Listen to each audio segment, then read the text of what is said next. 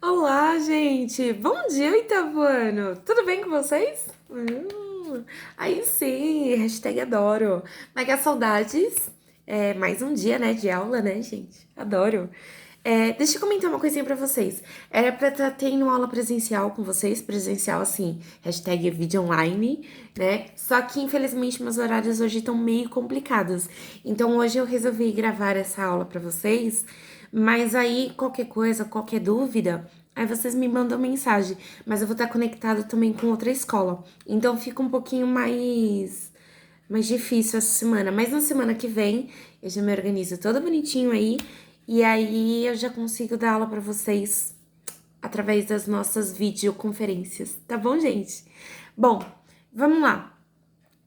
Nas aulas passadas, eu falei um pouquinho com vocês sobre perspectiva, linha do horizonte, ponto de fuga, o ponto de fuga que pode ser imaginário, enfim, eu andei falando um pouquinho disso com vocês.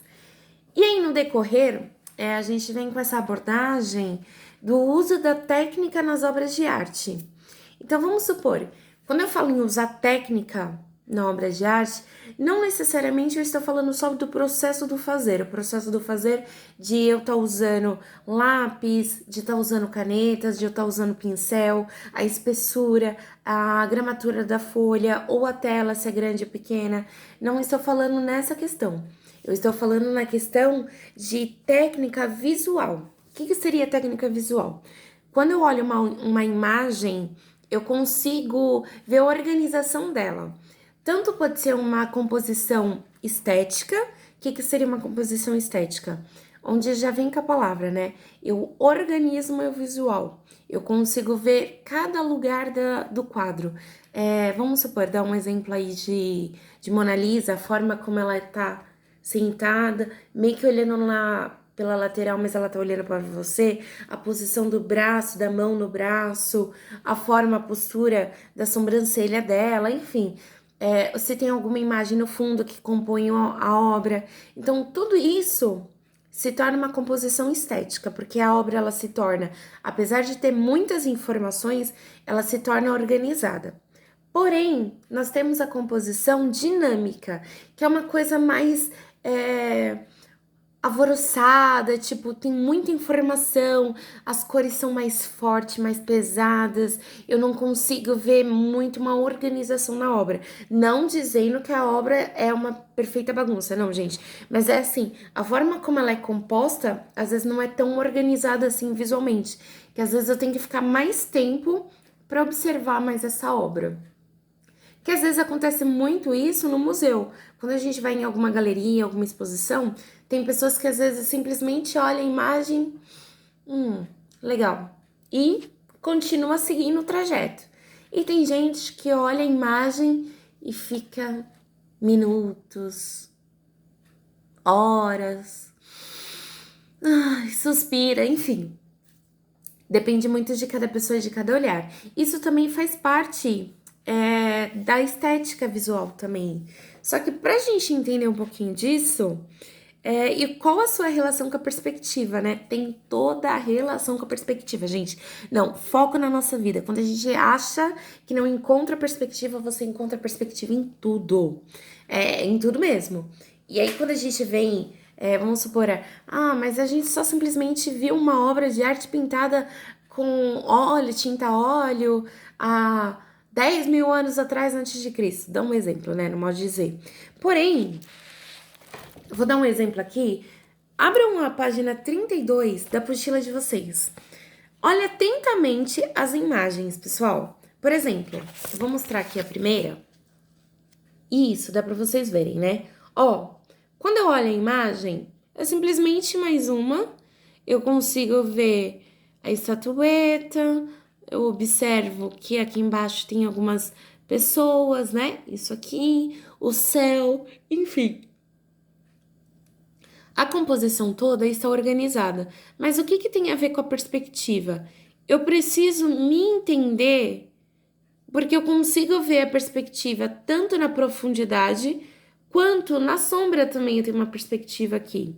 Apesar que essa perspectiva, essa sombra tá meio fora de órbita. Mas é uma proposta de estar entendendo. Ah, mas isso daí é uma técnica na obra? Sim, porque a gente só tá vendo a obra visual. Eu tô vendo a composição dela completa. Mas quando eu começo a despedaçar a obra, o que seria despedaçar? Quando eu começo a separar peça por peça, eu consigo ver o encaixe dela certinho. Então vamos lá, ó. A mesma imagem, só que numa outra proporção. Tá aí, gente. Olha as referências do ponto de fuga aqui no meio, a linha do horizonte e os pontos de ligação, ó, que me remete sempre à profundidade. Então, tudo tá me jogando lá para fundo, ó. Apesar dessas sombras aqui, elas não estarem tão concretas, mas elas estão a parte da luz, então aí é outra coisa. Mas em questão de profundidade, eu consigo perceber direitinho na obra. Isso geralmente é o que acontece quando a gente acaba tendo mais experiência em analisar uma obra de arte. Não necessariamente que agora tudo a gente olha que tem uma perspectiva. Não, gente, calma, calma. Eu não vou andar. Ai, que loucura! Por onde eu ando nas ruas de São Paulo, eu só vejo perspectiva. Oi, calma, gente, não vou ser melindrosa também. Não, muito calma. Mas eu também vejo. Tem umas coisas que a gente acaba pegando umas manias, né, gente? Então, a gente acaba analisando mais as obras e aí a gente acaba entendendo um pouquinho mais. Essa obra que vocês viram é do Salvador Dalí, né, gente? Ai, hashtag adoro. O Salvador Dalí, ele é um artista completamente fora de órbita. Como que eu posso dizer? Ele é surrealista, gente. Ele imagina as coisas se derretendo. Então, imagina, você tem um relógio marcando o tempo e aquele relógio está se derretendo. Olha que poético. Não, eu simplesmente eu amo Salvador Dalí. Eu adoro. Essa obra que tá passando, que eu mostrei pra vocês, não é uma obra tão conhecida, mas se vocês puderem pesquisar Salvador Dalí, obra O Tempo, gente, vocês vão, eu pelo menos vou amar. Mas acho que vocês também vão gostar. É muito top. Eu pelo menos gosto muito. Bom, tem mais uma obra do Salvador Dalí, que é do Cristo de São João. Ou melhor, vamos lá, novamente. Vou mostrar a obra aqui para vocês. Aí eu tenho uma composição que eu preciso entender se ela é uma estética ou se ela é uma composição dinâmica. Na minha questão aqui, ela é estética porque ela é organizada, mas também ela tem um pouco de dinamismo aqui nessa parte de baixo, que ela tem uma movimentação. Porém, ela tem perspectiva, gente. A cruz, ela tá meio que quase inclinada. Ó, se eu for olhar agora aqui do lado, olha lá. Olha como o meu ponto de fuga, para onde que ela tá? Minha linha do horizonte tá um pouco mais abaixo da minha linha do olhar. Porém, o meu ponto de fuga vem aqui no centro. E aí, na cruz, eu consigo distribuir a proporção do espaço. E aí, eu consigo ver a profundidade. Entendeu? Interessante aí, né, gente? É uma outra forma também da gente ver a perspectiva. Ó, temos uma obra aqui do Leonardo da Vinci, A Última Ceia. Leonardo da Vinci é o que fez a Mona Lisa, tá, gente? A Última Ceia, que foi um quadro que ele pintou. Aqui é a mesma coisa, ó. Eu consigo, observa bem essa obra, gente. Eu consigo ver profundidade nela, organização, eu consigo ver lá ao fundo, consigo ver o teto e as laterais nas paredes. Consigo ver o chão também, a mesa. Nessa parte, eu também consigo, eu só falei no básico, e eu já consegui ver toda a perspectiva dela. Porém, agora olha, lembra quando eu falei sobre a questão da composição estética, que é uma coisa organizada? Isso foi o que aconteceu na Última Ceia, que essa é a imagem que eu mostrei pra vocês. Agora, olha essa Última Ceia, a composição dela não é tão estética assim, não. A composição dela já é mais dinâmica. Ó,